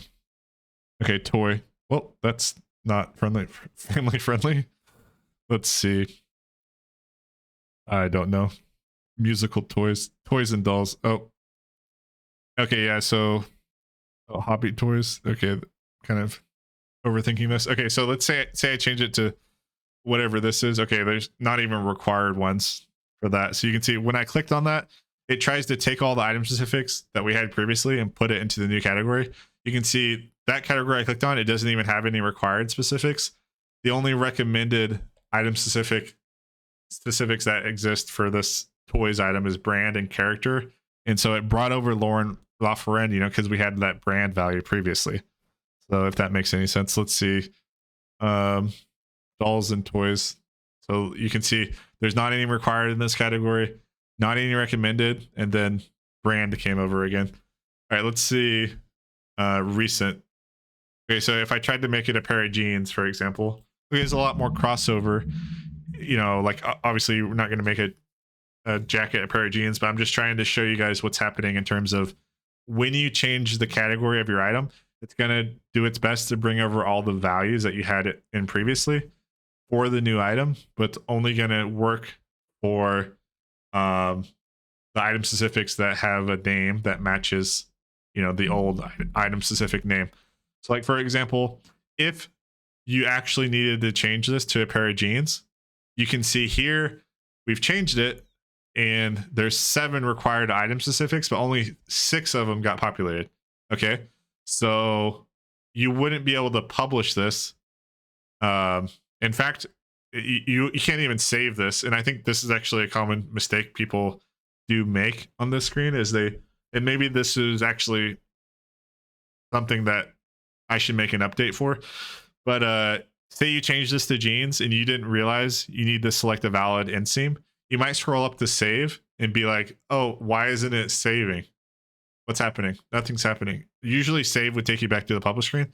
But what's actually happening is, maybe I need to have this snap to the bottom of the screen when you click save.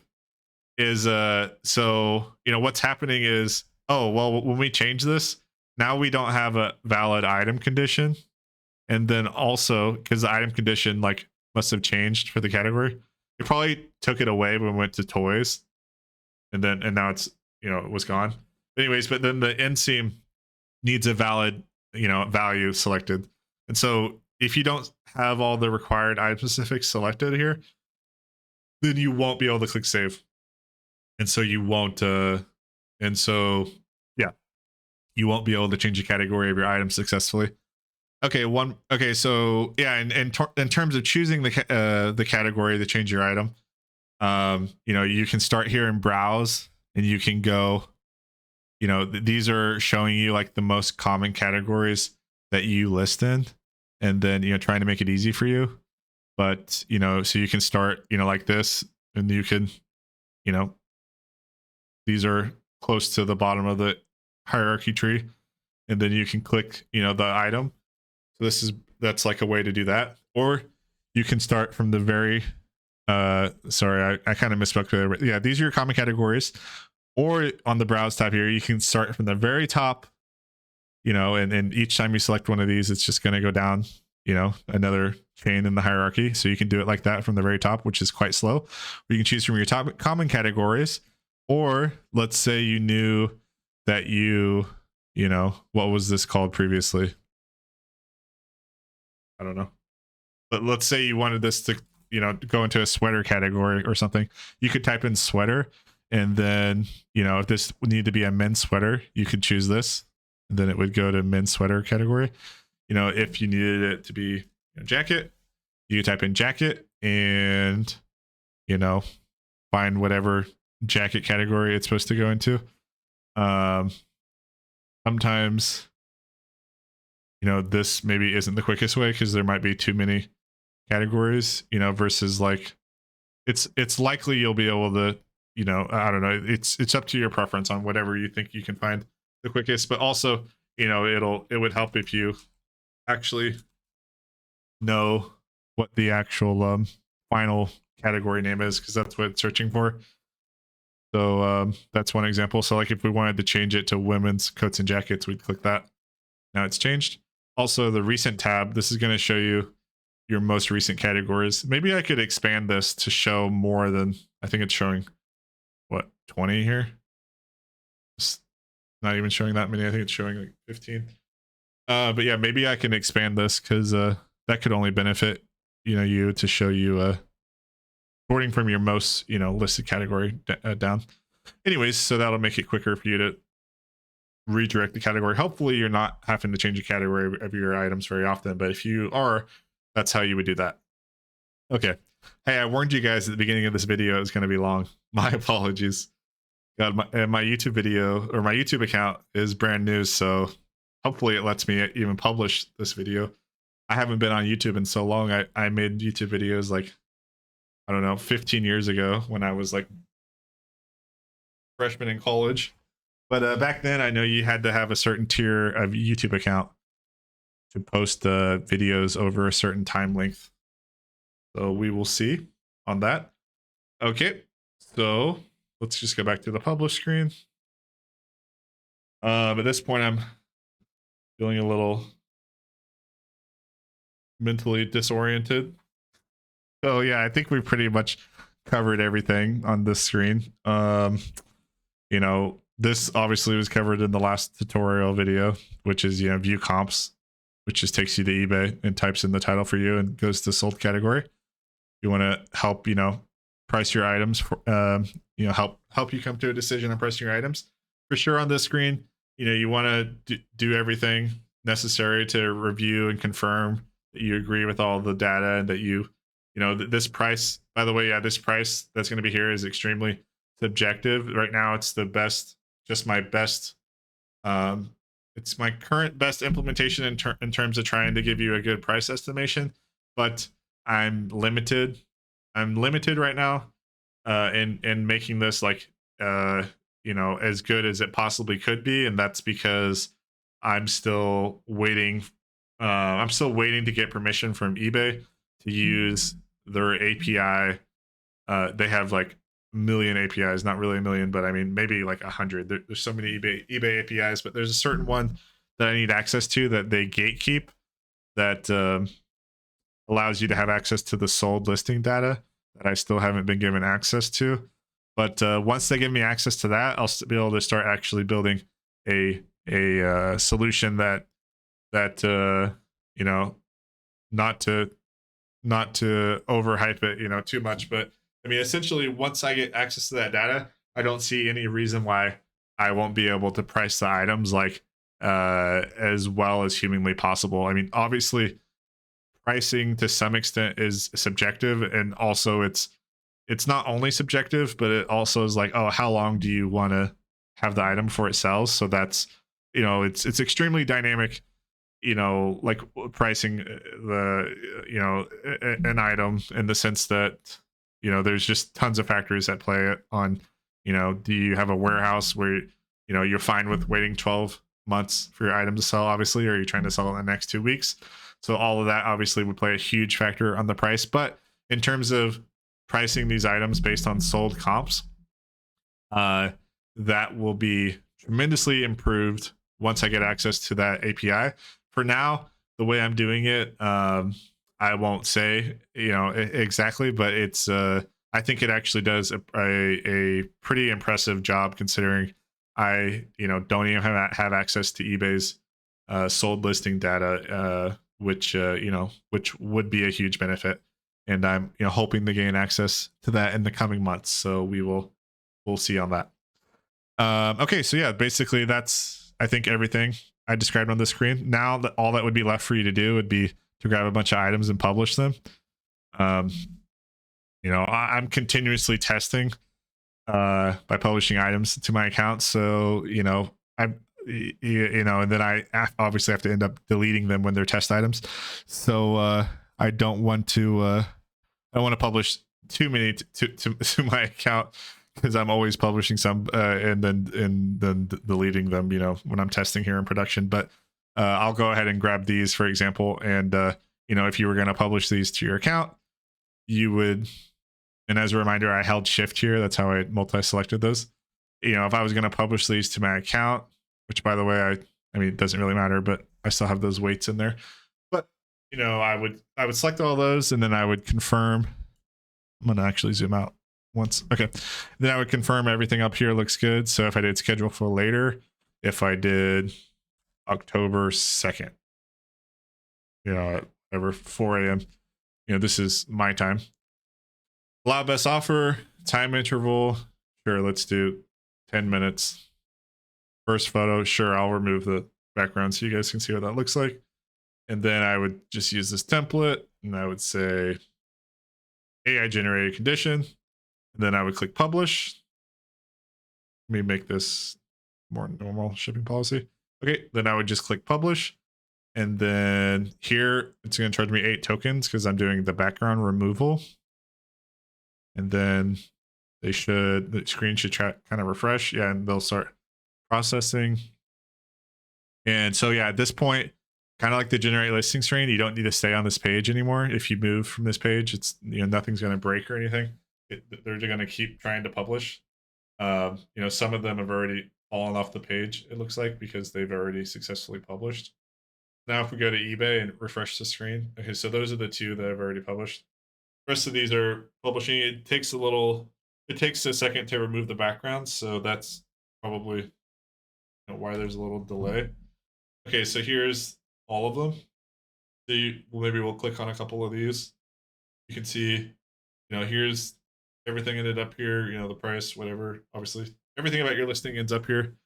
You can see that we chose the item condition description, the AI generated one. So that's, what ended up here. If I click here, read more, it'll go down the page. You can see, that's the whole item condition that was brought over here. Also, you can see, we removed the background of the first image. So that's what's happening here.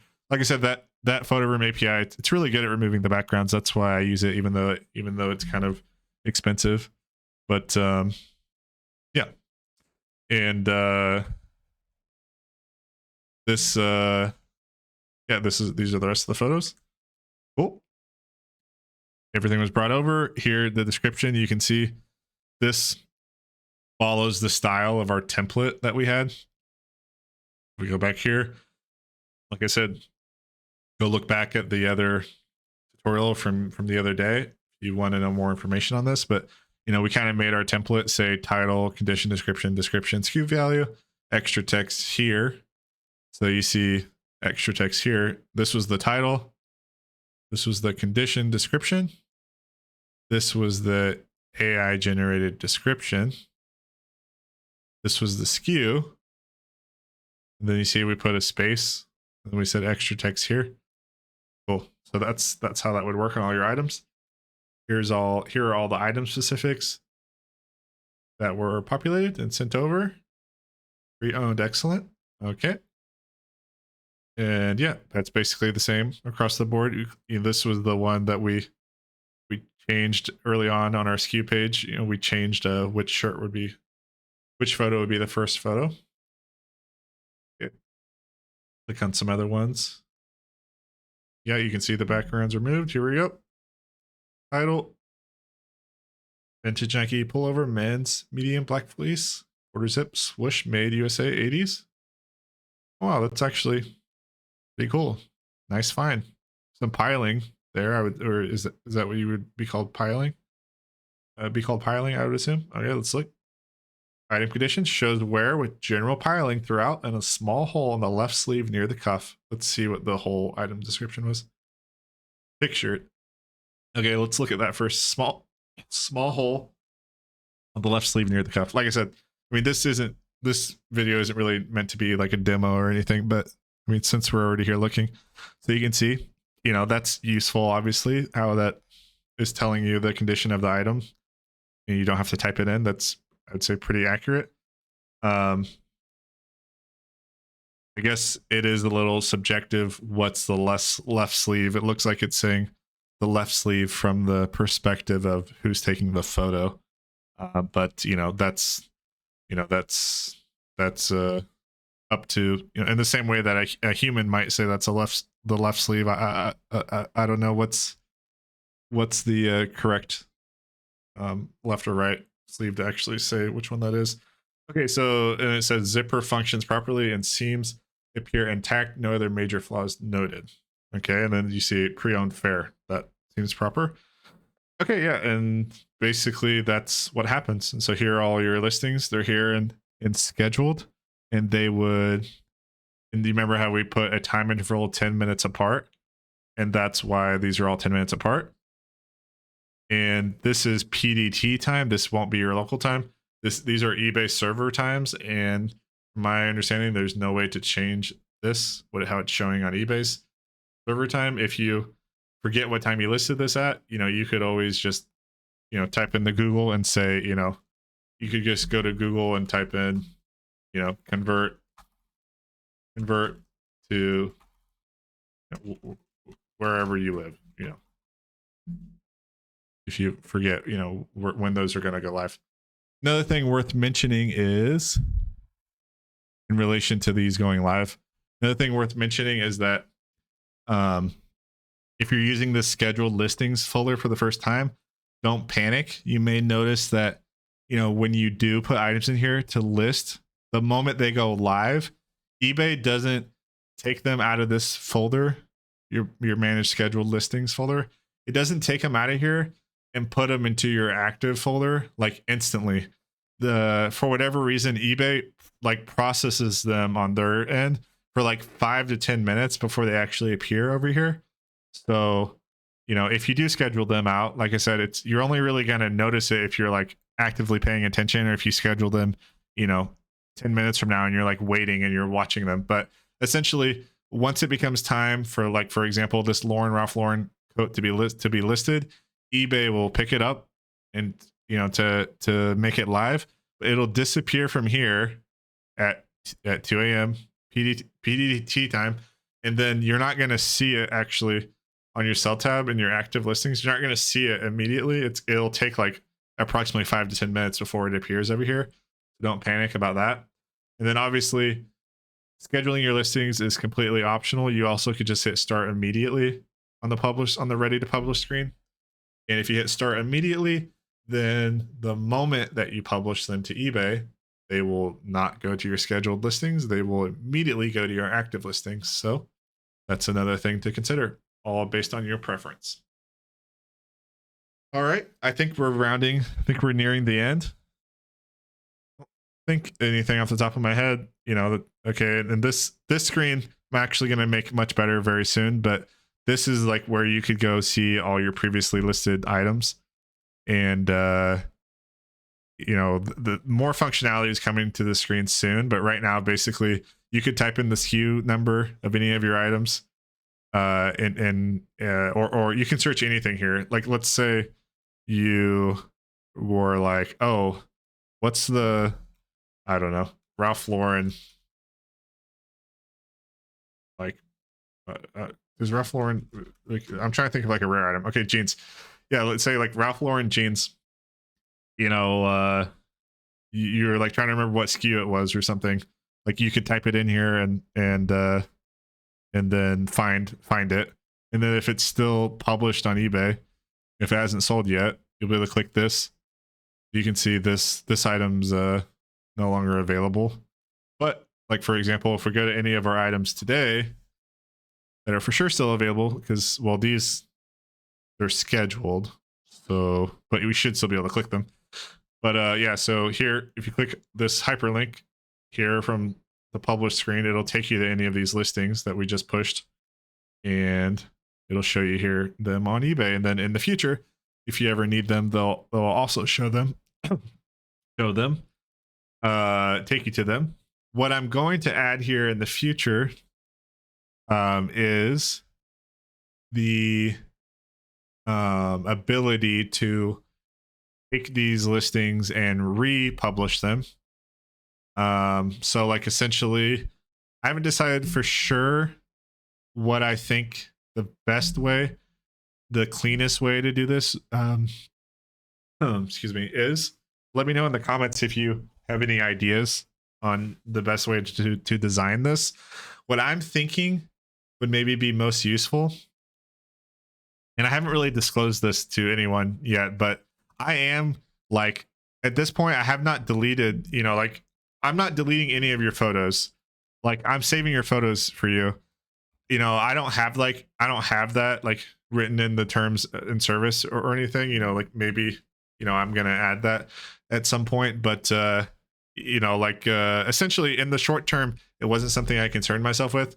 So essentially, it will become expensive over time eventually to just store all the photos forever. So at some point, I'm gonna have to make decisions about that. But I think probably what I'm going to do is offer like, certain like maybe certain tier memberships.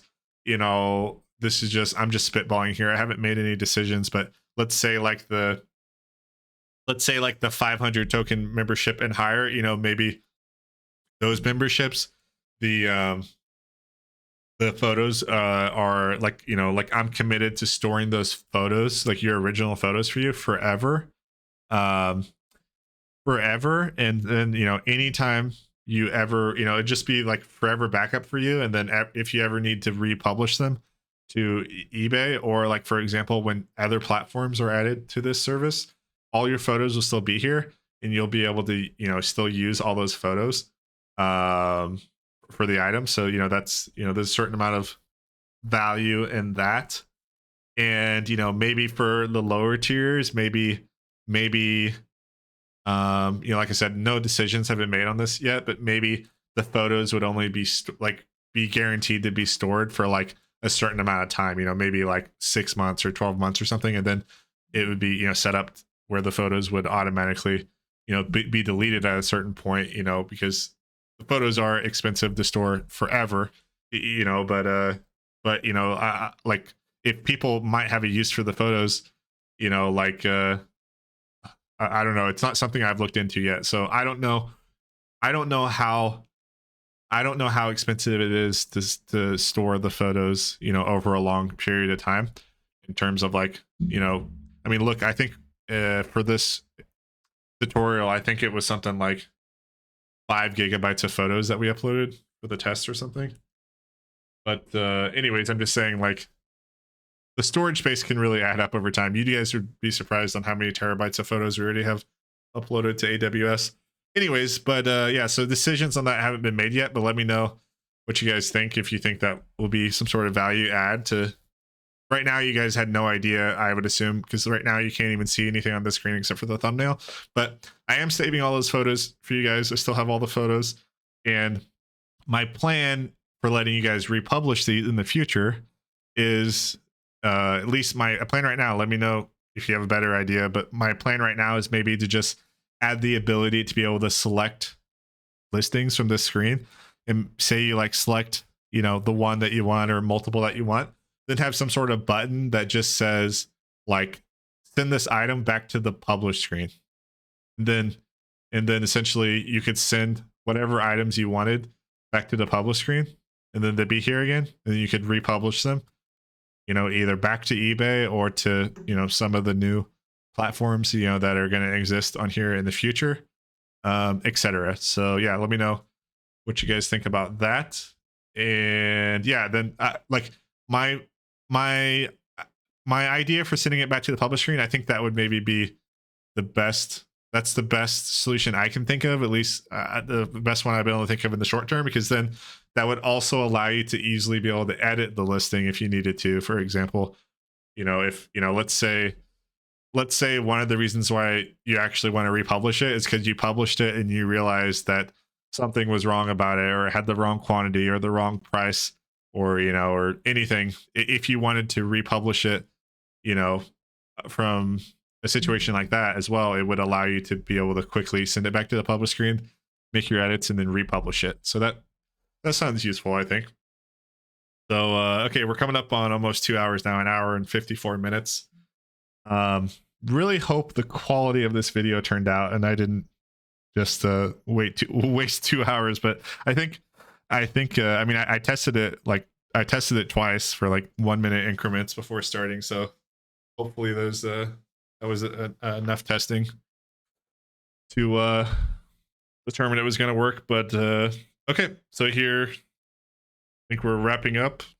Can't think of anything else that's super important to mention. If you guys have any comments, suggestions, feel free to leave them in the in the YouTube comments. I would say hit a like on the video, but not, appreciate. I do appreciate you hitting a like on the video. Maybe on these tutorial videos, not super, necessary. Like we don't really need likes. It's not like these videos are to get, try to get a bunch of views on the video or something so people can discover the platform. Well, I think we'll probably have, videos like that in the future where we will, be trying to demo the product, or I don't really know. I haven't really had time to think about it, but maybe there'll be videos in the future where we actually are trying to get views on the video in order to try to get more people to discover the platform. But these tutorial videos basically are just for you guys. I doubt anyone's going to stumble on how do you make a condition description template on Spadeberry if they're not already using Spadeberry. But anyways, so thanks for watching this video. If you got to the end, maybe I will try to maybe add some of those, I'm not sure what they are, like bookmarks or those like timestamps in the videos to try to make, since this video is so long, maybe make like different timestamps in the video, like saying like what's happening at various spots to make it easier to navigate around, because I know this video is extremely long and it's unlikely that you're going to benefit from watching the whole video unless you're new or unless you're also just extremely bored or just curious if I was going to say something that you didn't already know about. And so anyways, thanks again. Like I said, leave us plenty of feedback, we're always open to suggestions. I have a long list of things, that I am actively either working on or planning to work on that I know need to be done for the application. Sometimes it can be a little dynamic in terms of choosing, like sometimes I change my mind on what I think, is most important to work on first, etc. But I try to do, my best at trying to, figure out what's like the highest priority and what you guys would benefit from the most overall. And then I try my best to, work on that.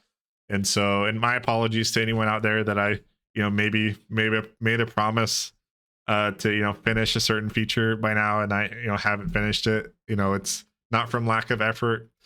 Sometimes I think in software engineering, especially, it's just a field that, your progress isn't always particularly linear.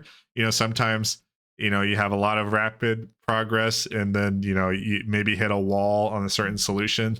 And then, instead of continuing to bang your head on the wall, you may take a break on that particular problem and start working on a different one. That, seems to happen sometimes. Also, it's not the easiest to always predict how long it's going to take to, solve something in software engineering because, of those given, unexpected, issues that you can run into that you don't always know where they're gonna, appear. And so I do apologize, like I said, if I've made promises to any of you on certain features, or like the adding the other regions, for example. I'm doing my best, and I'm also doing my best to try to hire help so that I'm not doing this alone in terms of the software engineering. And so not yet have I had any success in hiring any other engineers, but I'm hoping to find some help soon. And so that should also help. And and then my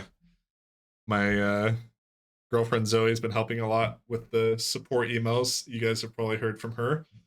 Like I said, we're doing our best to make this software the most useful as possible. And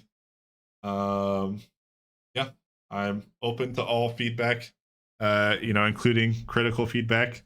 and I'll do my best to roll with the punches, and I know that I think it's extremely useful, and I think that maybe at some point it'll make sense to make videos, just talking and speculating about stuff. But I think that I didn't really expect to discuss this on this tutorial video, but I do think that there is going to be a essential need to use software like this in the reselling space. I'm sure a lot of you are much more veterans in the reselling community than I am. I actually just got into this in May/June of 2024, but in that small time I did go from selling from just selling some things as like a hobby on top of my main job. We only had 1,000 items in our eBay store in January of 2025 when I first started building the software for us, and then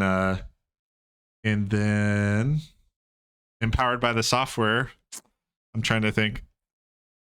I think by April we had 7,000 items listing, and we were selling 30 items a day. Now we haven't had a whole lot of time keeping our personal eBay store going, so we have not been listing a whole lot. I personally haven't done any listing or photoing or sourcing. But and I think actually we've made the decision. This is maybe a little oversharing, but I made the decision that Monday we're just going to put our store entirely in vacation mode for probably the rest of the year, because I am needing my girlfriend to help more and more with stuff such as support, and she's basically been running the eBay store by herself the last several months, and our inventory has dropped to 6,000 items, and I think we've only been selling about 20 a day since we haven't been listing as much. But anyways, sorry, I'm kind of rambling now, but what I meant to bring up is, I think that the value and the use case of using, empowering yourself with tools such as this to, scale your eBay stores is just going to become extremely critical, as we move forward. I think that I think there's going to be lots of different AI solutions for all different aspects of life that people are going to be trying to create, to add value to society. This just happens to be the one that we're all kind of, mutually involved with and exposed to currently. There may be other ones you're also exposed to in life, but this I feel like is a pretty unique and useful way that I think that we'll all benefit from using AI. I mean, these thoughts were not organized, but a simple thought process, logical steps or whatever, logical thought process, that I tend to think of, in terms of, using this software and determining if it's useful for your, eBay business or not. Well, I feel like, okay, so, the most common listed thing by all the users at this point is our clothing items. That's actually the one area I also have experience in.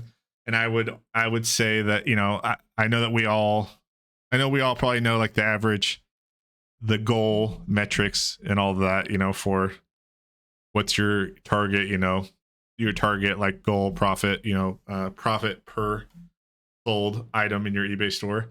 And I think with clothing, it's safe to say that, most of us have a goal of around $20 profit an item after cost of goods and expenses, fees, all that. And, I think it's pretty common when you sell clothes to, be somewhere in that range of $15 to $20, profit per item. And, just for quick math purposes, let's say you're at $20 profit an item. For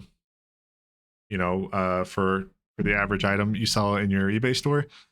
Paying 50 cents to list your item is only 2.5% of the total profit of your item. So, did I say that right? Yeah, 50%. Well, 1/40th. Yeah, 2.5% is so basically, I guess when you're asking yourself if like using software like this is worth it for your eBay business, you just have to do the math for yourself, and if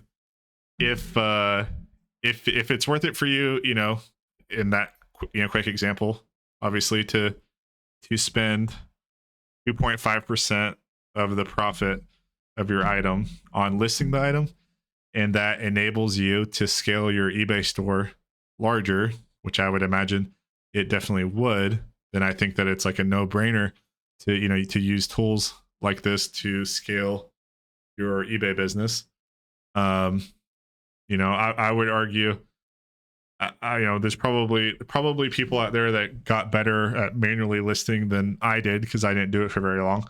But so I don't know. For me, I don't really know like how or what to believe on like how many listings people could actually do by themselves manually, like per hour. But I feel like it's not crazy to suggest that maybe the average user really can only do like 10 listings an hour. Maybe, like I said, maybe there's some outliers that can do way more than that. But if you were doing 10 listings an hour for your business previously, now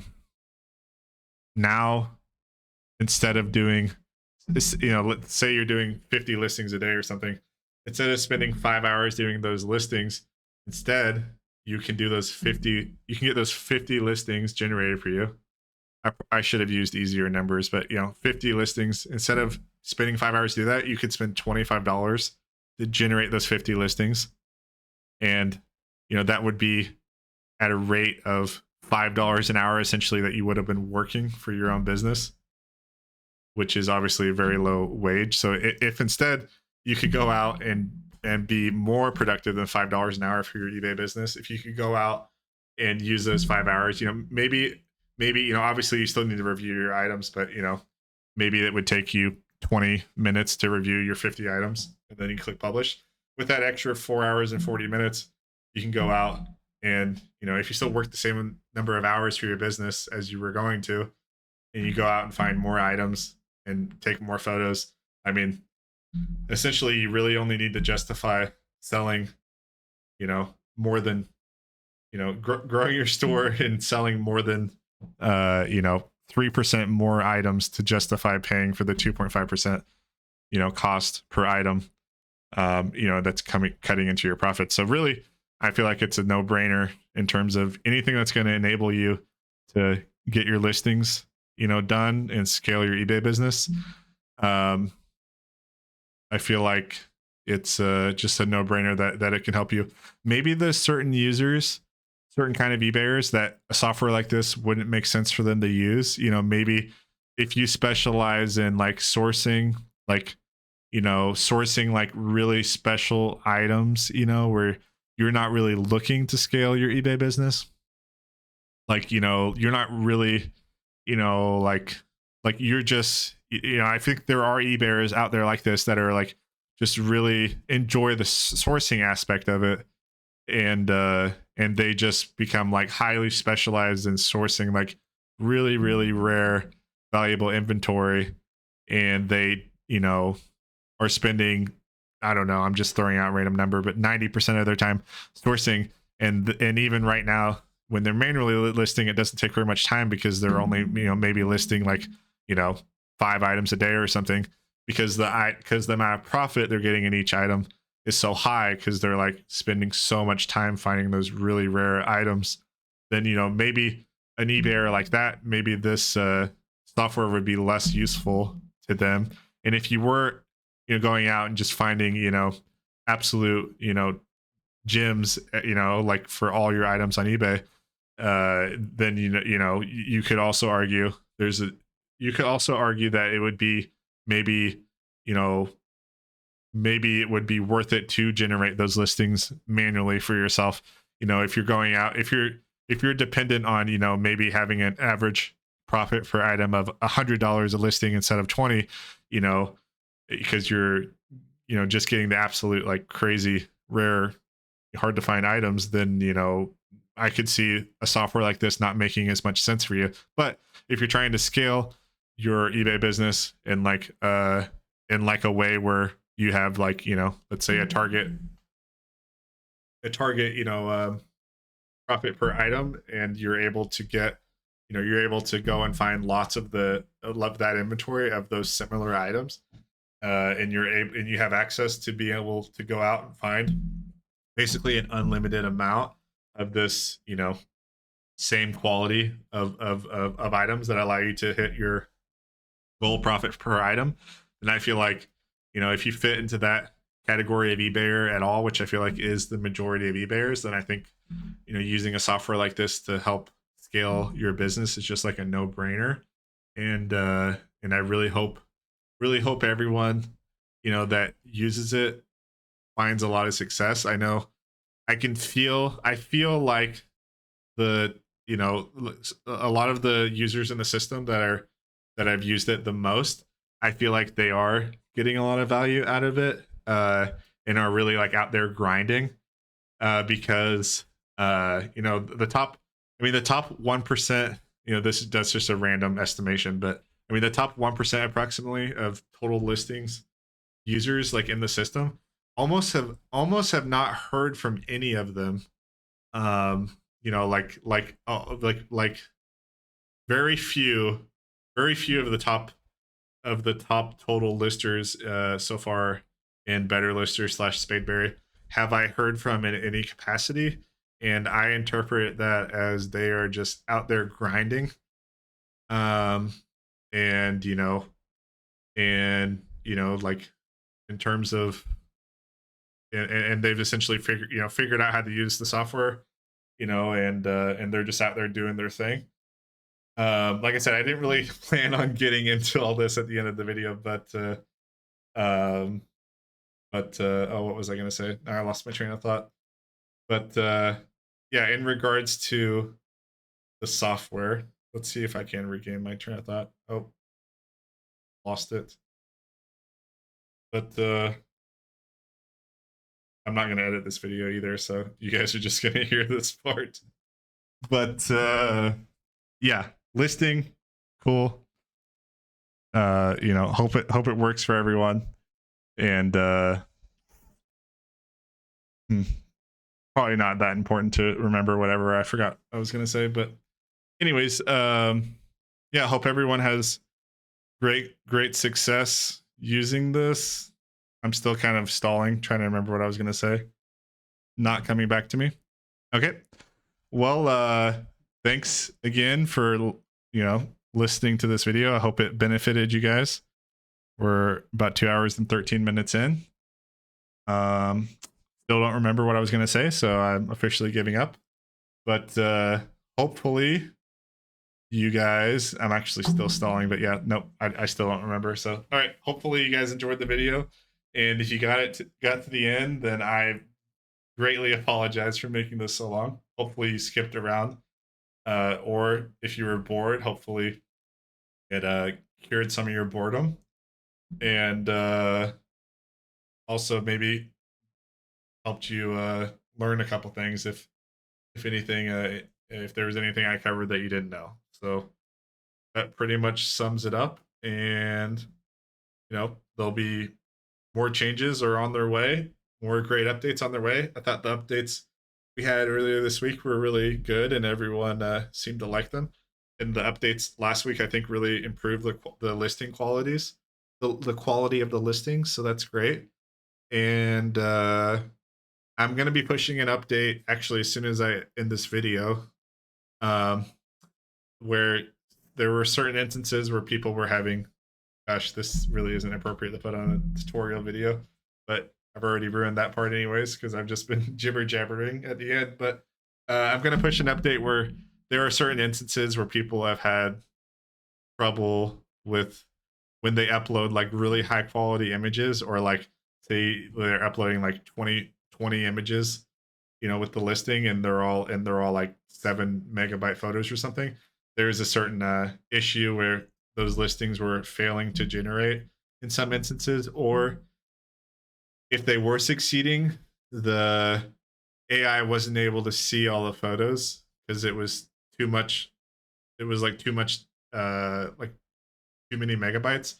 And so in some of those cases, for example, some of the photos might have been like not even included in the generation process, and that could have caused like some of the inconsistencies.